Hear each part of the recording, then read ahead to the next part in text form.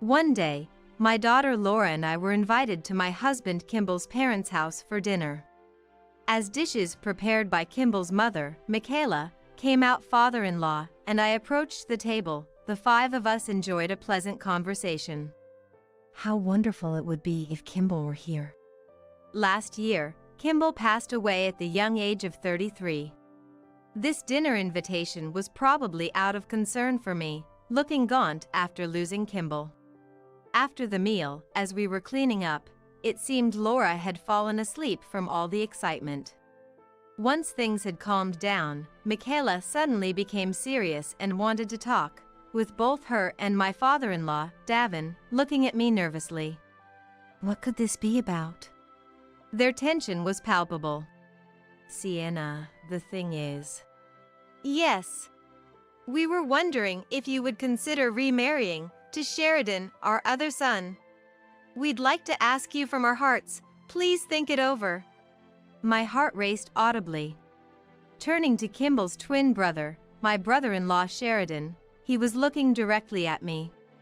I couldn't hide my turmoil and felt as if I might faint. Sienna, could we talk in private? Yes. Sheridan led me to the room Kimball once used. Entering timidly, I saw the model kits and figurines Kimball loved as a child still there. Kimball. I became nostalgic, remembering the early days of meeting Kimball in college and visiting this room. I have something I need to say. What is it? I'm sorry, I knew. Sheridan's confession begins a remarkable story surrounding me and the twin brothers. I am Sienna, 32 years old. My husband Kimball, who was 2 years older than me, passed away last year. He was slowly taken by a disease that progressed quietly. He was only 33 years old. I could never have imagined that he, a diligent researcher at a pharmaceutical company, would face such a fate. He was always eager to help others, striving to be useful to someone, to save lives. The cruel twist of fate was something I could hardly come to terms with. After all, one day, my daughter and I were suddenly left alone in this world, just the two of us. For anyone, there is no certain tomorrow. Yet, I can't help but ask, why? There will never be another tomorrow with Kimball in my life. A year has passed, and his room remains as it was that day. Even now, it feels like the warmth of his fingers at the last moment is still in my hand. With trembling hands and a quivering voice, I embraced the soul of the person who left me behind. Now, everything in daily life has changed, but what hasn't changed is this ring on my left hand and my feelings for Kimball. Touching the ring, I vividly recall the scenery of that day. Kimball. Tracing my finger over the photo of us two, propped up on the living room shelf. A photograph taken in the blue sea of Hawaii in early summer. A vibrant world alive with fish of every color swimming dreamily overhead.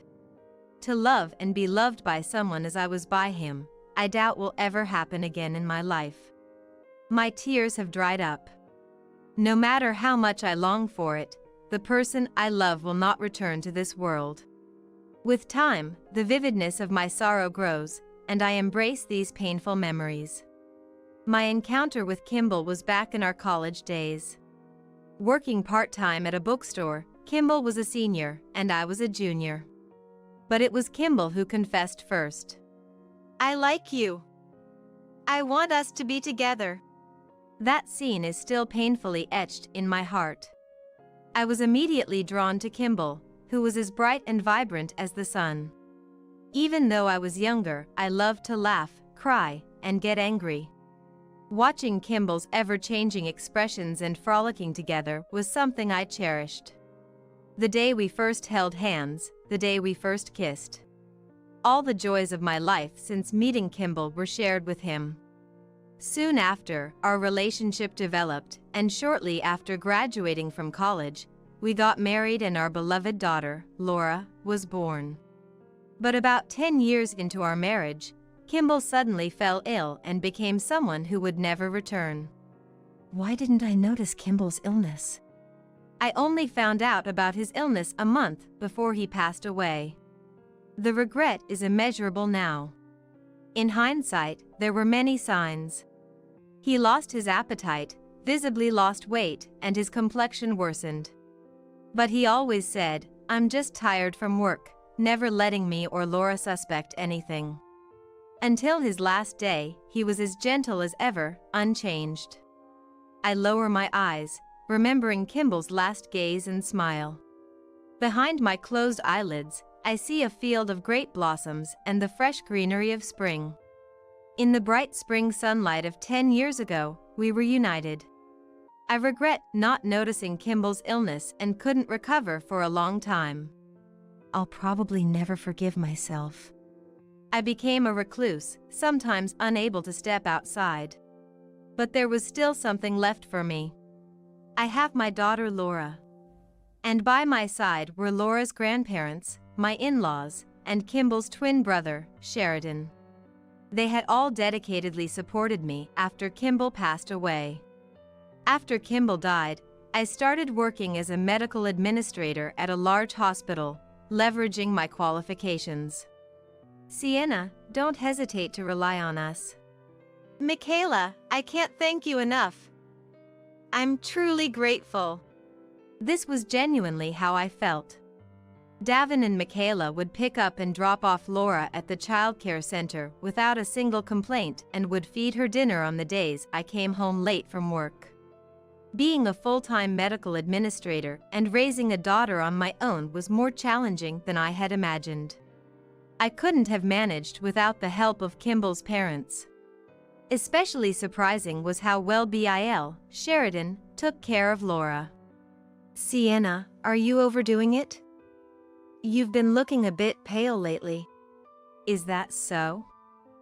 I'm sorry to worry you. I was internally shocked. Lately, I hadn't had much appetite and hardly ate proper meals. I felt like I had lost some weight. I've been feeling under the weather. My body felt sluggish and I hadn't been sleeping well at night. Even Laura had become worried about me recently, which really made me anxious. Truth be told, I found it difficult to talk with Sheridan. Kimball and Sheridan were very close as twin brothers. After Kimball and I started dating following his confession, the first person he introduced me to was his brother, Sheridan. This is my brother. Nice to meet you. Nice to meet you. You must be Sienna. I've heard a lot about you from Kimball. I remember watching their identical smiles side by side with a sense of wonder. Seeing them together made it feel like there were two of the same person. More than 10 years had passed since then. Nothing had changed. Except for the fact that Kimball was gone. Sheridan wears glasses, but his face without them is eerily similar to Kimball's. Even though it's natural for twins, they looked so much alike that it was painful. It was as if Kimball had come back to life and come to see me. I felt dizzy and instinctively looked away from Sheridan. No matter how much they resembled each other, they were different people. I must not get them confused. Laura is my niece and Kimball's treasure. She's really adorable. Don't hesitate to ask for help when things get tough. Dad, Mom, and I were all on your side. Thank you. Laura is very fond of Sheridan, which helps a lot. Then, Laura came over. Sheridan, let's play. Hey, Mom, let's all go to the park together. Laura really loves Sheridan, doesn't she? But it's already dark outside, so the park is out of the question now. No, I want to play. Don't be stubborn. We'll go another time, okay? Laura, come play with Mom and me on your next day off. We'll play a lot then. Promise? Yes, promise. Duh. Sheridan. Laura almost called him Dad before correcting herself. They made a pinky promise. I felt guilty for unconsciously imposing the role of Dad on Sheridan. Laura is about to turn 6. Even at her young age, she must understand that Sheridan is not her real father. Yet her affection for him is likely because she senses that Sheridan's love for her is genuine, not just in form. Sheridan! Laura, good to see you. Laura ran to Sheridan with energy and hugged him. She looked truly happy. Seeing Sheridan lovingly embrace and soothe Laura, I nearly let tears escape. They looked too much alike. Him, Kimball. At that moment, I couldn't help but wonder why Kimball wasn't here, but his twin brother was. Oh, God. I discreetly dabbed at my eyes, trying not to let my tears show. That day, Laura and I were invited to Kimball's parents' house for dinner. Michaela, let me help. Why don't you relax today? Sienna, you seem tired lately. Michaela is a calm and kind person, always smiling warmly at us. Even now that Kimball is gone. It's okay. I want to help with something. Thank you. Could you then prepare the hamburger meat over there? Yes.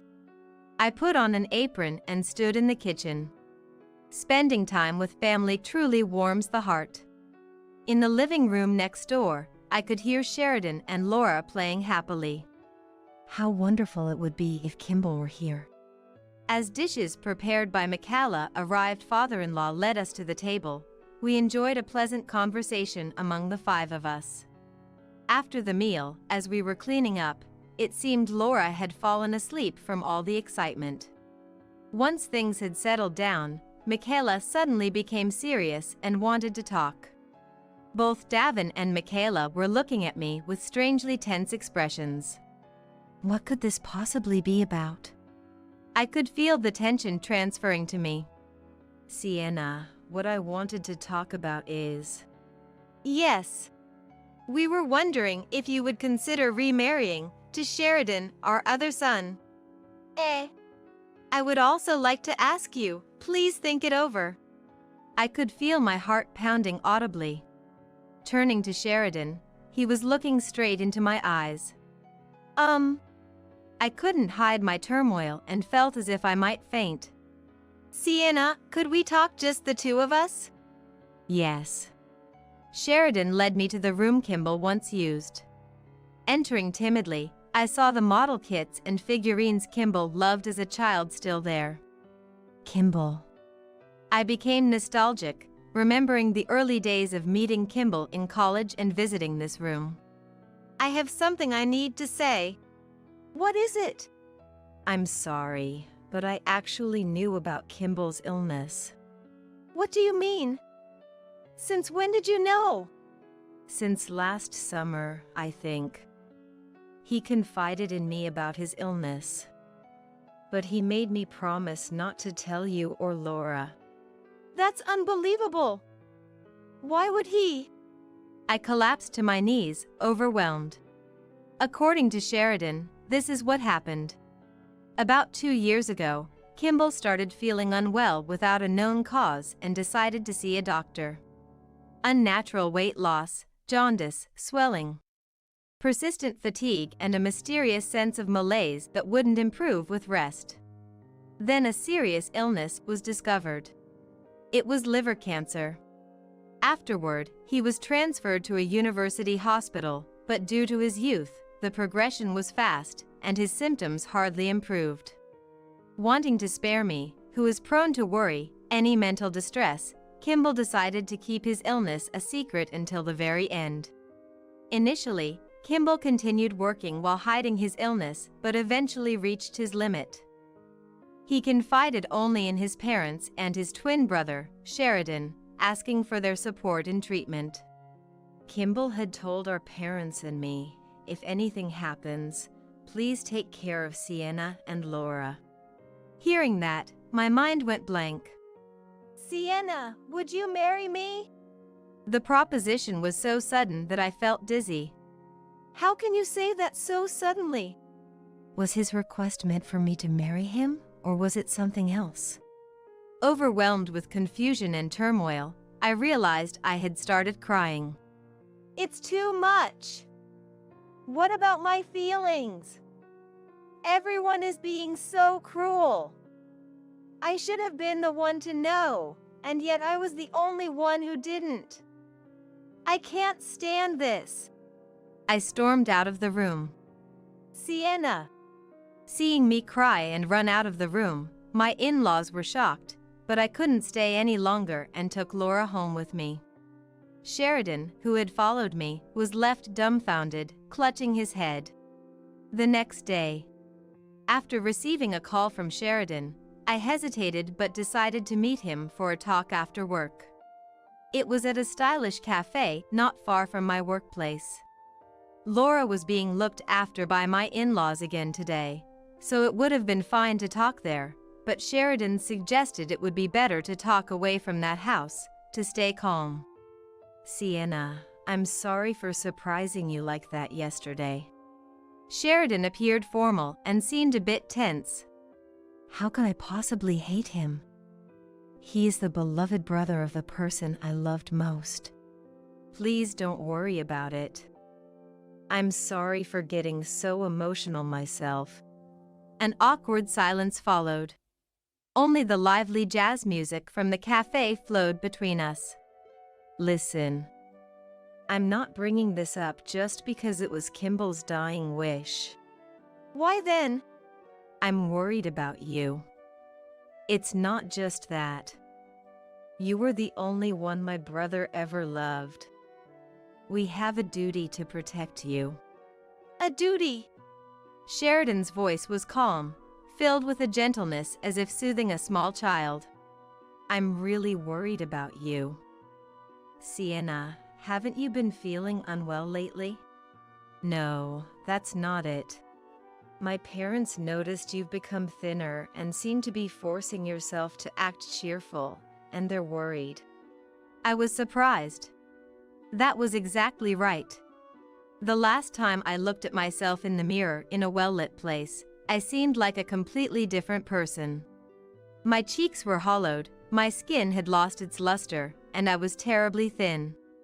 Maybe I've been too desperate to live after Kimball passed away, pretending not to notice. I was shocked. I hadn't realized how much I had changed until someone else pointed it out. So my parents thought, no, it's presumptuous to say to save you, to help you feel better. They wondered if marrying me, someone who resembles Kimball, might help. Even so, there was something forced about that marriage. But marriage isn't a charity. Of course, it's not. This isn't charity. I myself want to do this. What do you mean? After a moment of silence, Sheridan revealed something shocking. I've liked you for a long time. I was speechless at the sudden confession. It all started from something trivial.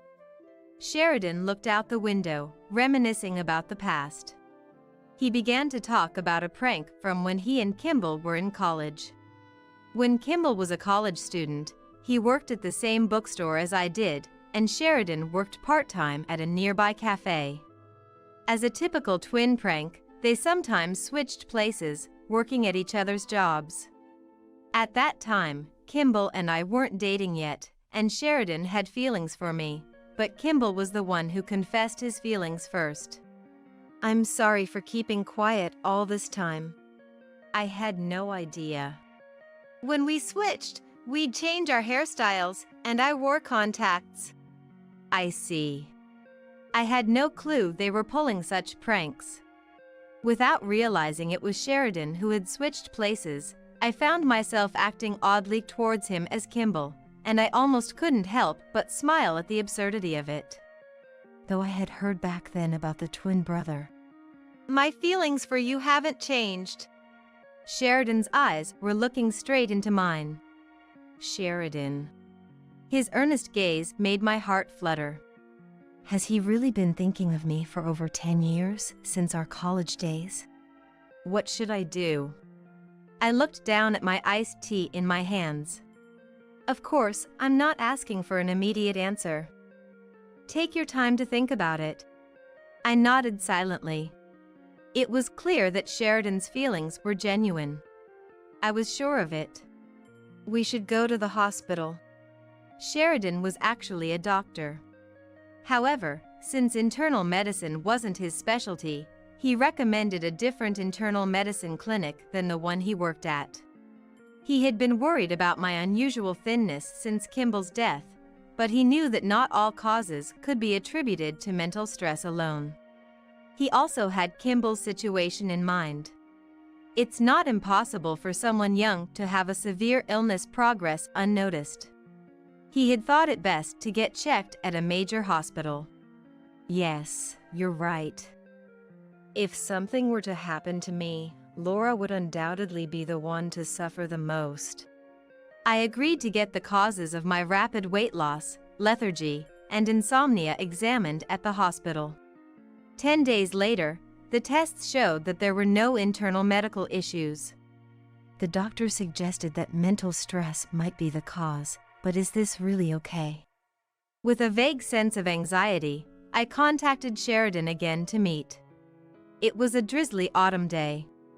Sheridan, having finished work earlier, offered to pick me up from the hospital in his car. Michaela had picked up Laura from the childcare center earlier and was taking care of her. Wanting to avoid making Laura anxious by overhearing any distressing discussions, we decided to talk at Sheridan's apartment instead of his parents' house. Stepping out of the car, Sheridan shared his umbrella with me, and we walked together to his apartment. Tall Sheridan tilted the umbrella to shield me. His height and the way he walks are so similar to Kimball's. They really are twin brothers. But there was a comfort in his presence that couldn't be explained by mere resemblance. Entering his apartment, I saw a tidy living room with minimal furniture and belongings. May I come in? Please. After a while, Sheridan served me warm cocoa to help warm up my chilled body. He seemed to be drinking coffee himself. Sheridan knows I don't like coffee. Remembering Sheridan's recent confession, I felt a slight ache in my heart, wondering if his feelings for me were genuine. Am I exploiting Sheridan's affection for me? Is he serious about remarrying his sister-in-law? As I pondered, Sheridan, who had finished his coffee, started speaking calmly. Earlier in the car, you mentioned that there were no internal diseases, but what about considering this? Sheridan was actually a psychiatrist. His suggestion to visit an internal medicine clinic first was a decision made because he was a doctor. I listened intently to Sheridan's explanation. According to Sheridan, the rapid weight loss, sleep disturbances, and episodes of anxiety I was experiencing could be symptoms of a mental health issue.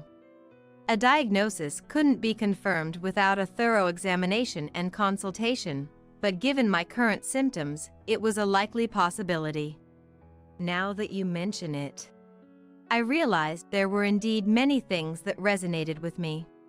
Recently, I've been waking up multiple times at night, remembering when Kimball passed away, and sometimes when I'm in crowded places like trains or stations, I get episodes of hyperventilation and severe headaches. If you'd like, please come to my hospital next time. We have skilled doctors. If you're uncomfortable being seen by someone in the family, it's okay to see another doctor. Sheridan, thank you really. But I have something I want to ask. What do you want to ask? Why are you so good to me? To you, I'm just your sister-in-law. At that moment, Sheridan seemed deeply hurt. He sighed, took a deep breath, and said, Didn't I tell you before? I've always liked you. Even before Kimball and you got married. Sheridan missed his chance to express his feelings because Kimball confessed to me first, and after we got married, he suppressed his feelings. Suddenly, Sheridan hugged me. I like you. Sienna.